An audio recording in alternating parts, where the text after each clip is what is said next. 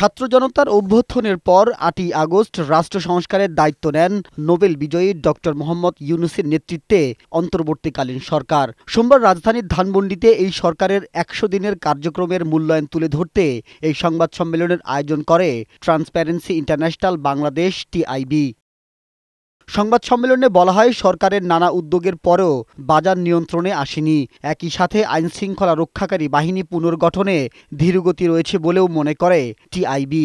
এ সময় অর্থ পাচার রোধে সুনির্দিষ্ট পরিকল্পনা ঘোষণার দাবি জানানো হয়। বাজার নিয়ন্ত্রণের বিষয়টি বাজার যাদের হাতে সেই সিন্ডিকেট যেভাবে বলি না কেন সেটা কিন্তু অত্যন্ত গভীরে, এবং সিন্ডিকেটের রাজনৈতিক চরিত্র সবসময় থাকে, সেই রাজনৈতিক চরিত্রটা কিন্তু আবার চট করে পালাবদল হয়।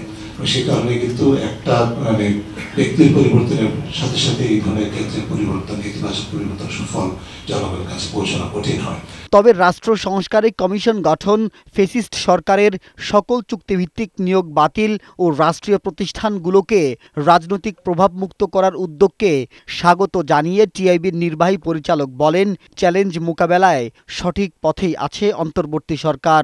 রাষ্ট্র সংস্কারের জন্য অত্যন্ত উপযোগী পদক্ষেপ গ্রহণ করেছে।